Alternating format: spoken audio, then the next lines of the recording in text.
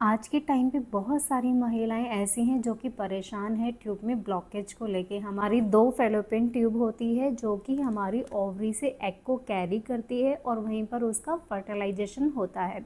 अगर इन दोनों ट्यूब में से कोई भी एक ट्यूब बंद हो जाती है या दोनों ही ट्यूब बंद हो जाती है तो हमें नेचुरली कंसीव करने में बहुत दिक्कत आती है, हमें बहुत समस्याओं का सामना भी करना पड़ता है एंड बहुत सारी मेडिसिन हमें खानी भी पड़ती है, बहुत सारे धक्के भी हमें खाने पड़ते हैं कि किसी तरह हमारी ट्यूब में जो भी ब्लॉकेज हुई है वो ठीक हो जाए। तो आज हम बात करेंगे कि इनको कैसे हम ठीक कर सकते हैं।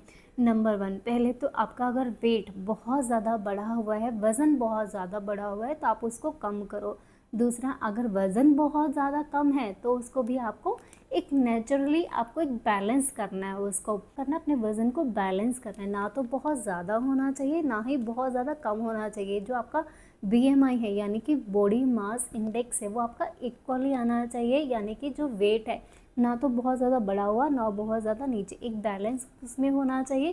जिसके लिए हम कुछ एक्सरसाइज है आप वो फॉलो कर सकते हो। लाइक आपका वेट बहुत ज़्यादा बढ़ा हुआ है तो आप कार्डियो एक्सरसाइज कर सकते हो। अगर आपका वेट कम है तो आप एक्सरसाइज, स्ट्रेंथनिंग एक्सरसाइज करके और अपनी डाइट को अच्छा करके भी आप अपना वेट को गेन कर सकते हो। और दूसरा, एंटीऑक्सीडेंट रिच फूड आपको खाने चाहिए, यानी कि जो रंग बिरंगे फ्रूट्स होते हैं वो आप इनटेक आप उसका ज़्यादा बढ़ाओ, जैसे कि लेमन हुआ, संतरा हुआ, अनार हुआ, चुकंदर, ब्लूबेरी हुआ, क्रैनबेरी हुआ, ऐसे फ्रूट आप अपनी डाइट में ऐड करो ताकि जो आपकी बॉडी है वो हाइड्रेट रहे और आपके जो पीरियड्स हैं वो खुल कर आएँ। तो आपके पीरियड्स के टाइम पे आप ठंडा अवॉइड करो, ठंडा पानी अवॉइड करो, ठंडी चीज़ें अवॉइड करो। जितना ठंडा आप अवॉइड कर सकते हो उतना ठंडा आप अवॉइड करो, गरम गरम चीज़ें आप खाओ। और तीसरा, आपको क्या करना है, कैस्ट्रो ऑयल जो कि आपको लेना है थोड़ा सा, यानी कि 1-2 ड्रॉप आपने ले लिया और उसको भी पहले वार्म करोगे क्योंकि वो बहुत ज़्यादा थिक होता है, बहुत ज़्यादा गाढ़ा होता है, इसलिए उसको थोड़ा सा लिक्विड कर लोगे। फिर उसके अंदर आप पानी मिला लोगे, 2 बूंद पानी की मिला के इसका पेस्ट बना लोगे। जब आपके पीरियड आते हैं तो उस टाइम पे सेकंड डे पे या फर्स्ट डे पे भी आप यूज़ कर सकते हो। अपनी नाभि को क्लीन करके, अच्छे से क्लीन किया, जब आप नहाते हो तब भी आप क्लीन कर सकते हो, या फिर आप जब रात को सो रहे हो तो आप कॉटन पानी में लेके तब उससे भी आप इसको क्लीन कर सकते हो। उसके बाद जब आप सोने के लिए जाते हो तो 1-2 ड्रॉप आपने उस पेस्ट की अपनी नाभि में डाल दिया।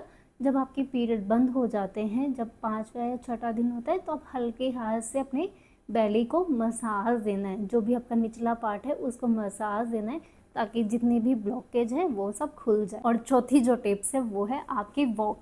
20 मिनट की वॉक आप शुरू करो। जब आपके पीरियड का 3rd या 4th डे होता है तब आप वॉक को शुरू करो, यानी कि पैदल चलना।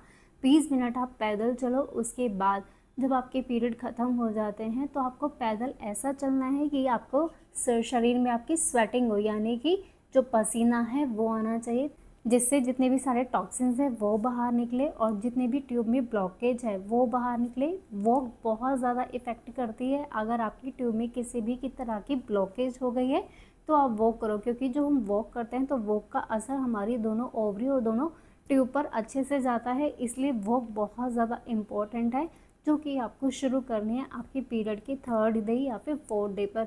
इससे क्या होगा, जो आपका फ्लो थोड़ा बहुत अंदर बचा भी है, जो भी ब्लड बचा है वो सारा का सारा बाहर निकल जाता है, क्योंकि लास्ट डे पीरियड्स पे क्या होता है, कुछ भी अगर अंदर बचा भी है ना तो वो सब बाहर निकल जाता है, इसलिए वॉक करना बहुत ज़्यादा ज़रूरी है।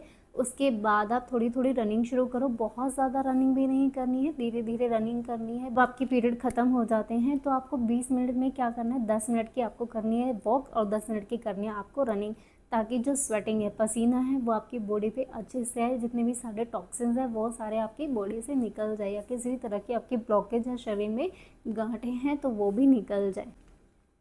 और पांचवा पांचवा आपको क्या करना है, आपको करना है योगा।